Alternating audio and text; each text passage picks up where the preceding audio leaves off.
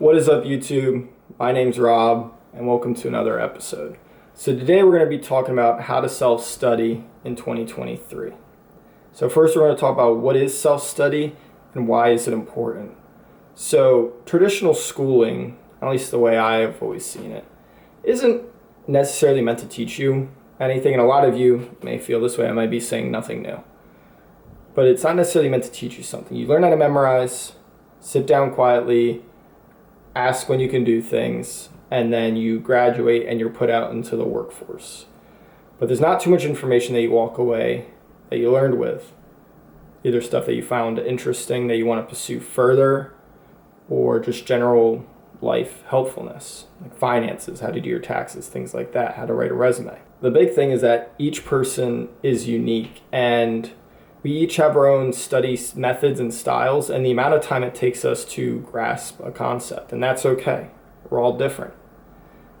But the ability to research and study on your own is an extremely valuable skill today that can set you apart from other people. So you don't have to be in a formal education setting in order to learn, especially today. There are so many resources, especially from finding reviews on books, which you can usually find at every college, like MIT, Harvard, top level schools. You can find out what textbooks they're using for their subjects and rent or get those textbooks extremely cheap for your own so that you can study either ahead of time. Maybe you plan to go to college and you want to study the semester before, you can do that, or just for your own general interest. Especially that's what I'm doing with calculus. I've got a copy of Calculus by Ron Larson, the 10th edition. Got it very cheap from renting on Chegg. I think I got it for about $10, renting it for a few months. It's Calculus 1 through 3. So I'm reviewing Calculus 1 since it's been a few years since I took that. Working my way down to Calculus 3 so that I can then move on to other areas of math, physics, which is what I'm currently interested in. So now let's talk about where to begin this self-study journey, or really, what does my study session generally look like? So there are 3 tips that I'm going to give you that will set the stage for studying in a way. So the first thing is setting a productive environment. You want to remove any distractions that you might have around you. I usually leave my phone on airplane mode, sometimes turn it off or leave it in another room.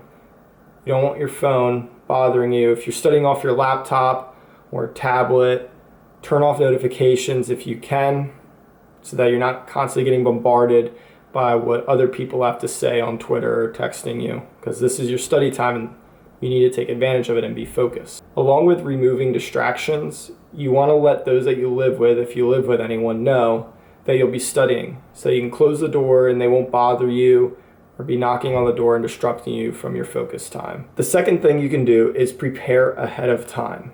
I always find that I'm more likely to do something if I've pre-laid out everything that's needed in order to do that task.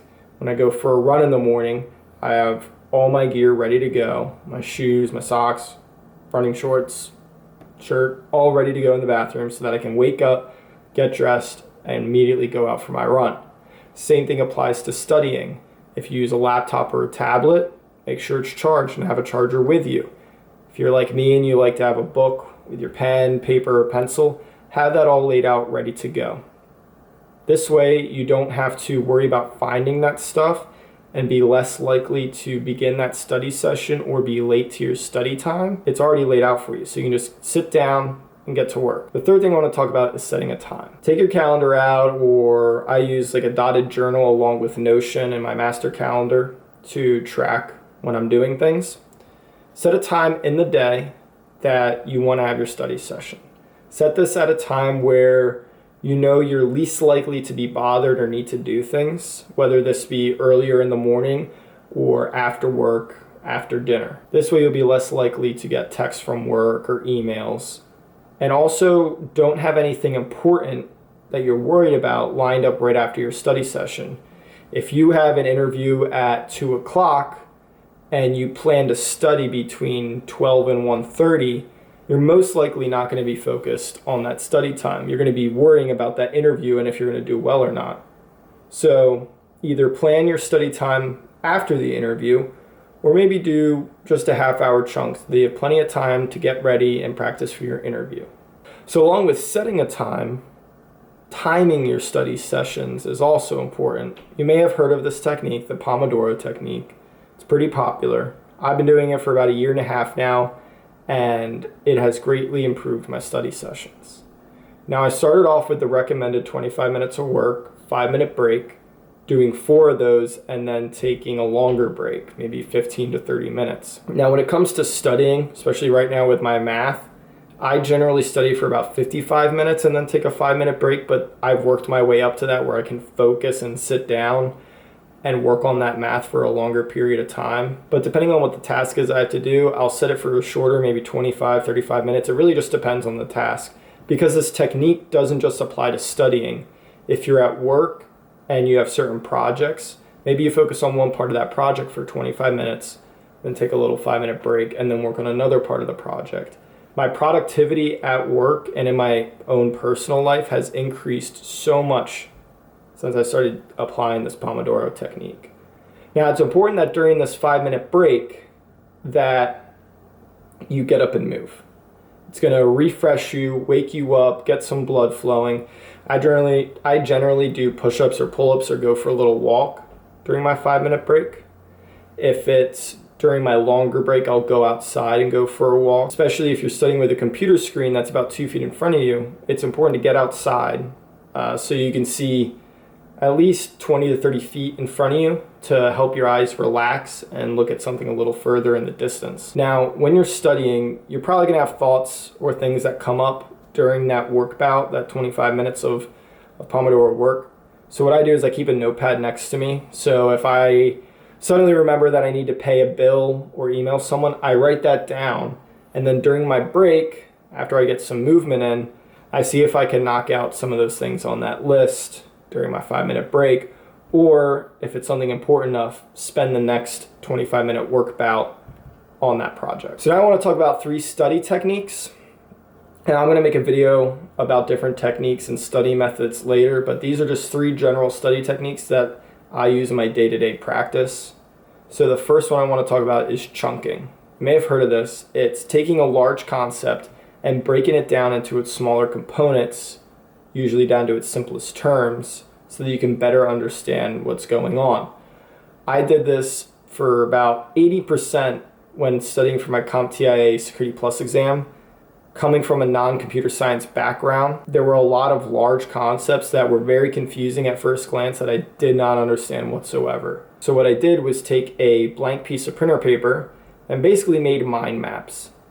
I wrote down the big chunks of the topic and kept breaking them down, almost making like a family tree until I got to its simplest term.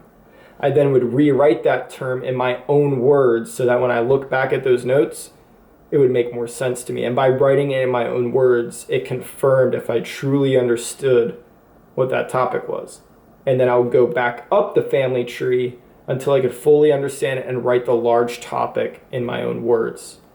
I usually then would go and try to teach this to one of my friends or teach it to my wife so that I'm able to practice speaking it in my own words and see if I actually do understand what it is. If I'm able to teach it to someone else, and that's a method we're going to talk about in another video, truly mastering a subject when you're able to teach it so that others understand. So the second thing I want to talk about is spaced practice. You don't want to cram an entire subject or chapter into one study session. Instead, take little bits of a time, study it, set it aside for a few days, and then come back to it and see if you really understand it. So when I'm going through this math book, I'll maybe get through about 3 sections a day. So say if I'm starting on chapter 2, I'll do chapters 2.1, 2.2, 2.3, along with the exercise problems. I'll set that aside. The next day, maybe move on to 2.4, 2.5, 2.6. And then the next day, see what I can remember from 2.1 to 2.3. I'll either find some review questions and just start working them out, or try to remember definitions or what it was I was doing that day and write it down without looking at anything first. And then once I've done what I could, I then take my book, I go through the problems, check the answers, or look through my definitions to see if they were correct. And this reinforces what I already know so that I know I don't have to go back and review it. It builds confidence in my memory and my ability. And then it also helps me point out what it is I still need to work on. So what I generally do when it comes to math is, say I'm doing 2.1 to 2.3. The next day I might do a couple review problems of the previous day, maybe like 5, just to warm myself up and get me in the mindset to focus. But I won't do a full review session and really recall, which is what this is, practicing active recall, which is extremely important in learning something for a longer period of time so it really gets reinforced. I'll do that 2 to 3 days after, and then I'll really do an active recall session to reinforce what I learned. I do that for a few times till I make it through the whole chapter, and then I'll do an entire chapter review. Maybe I spend a day working on some other topics or subjects, and then go back and do a review. And this is something you can do either in your self-study, or if you're currently in a formal education setting, something you can do to study for your tests. So it's important you get that syllabus, know when your tests are, so that you can appropriately time out when these active recall sessions are going to occur. So again, these are techniques and practices I've applied to my self-study sessions that have helped me out a lot. I generally study about 6 days a week, usually. I like to study during my lunches at work because I pack lunch, bring it to work, so I'll try to get in half an hour to 40 minutes of studying and then do a little more when I get home. And then on the weekends, I'm usually studying for about 3 hours, depending if I have nothing to do that day, or I try to fit it in throughout the day when I can in little sessions. So do what works for you. Try these things out. Let me know how it works.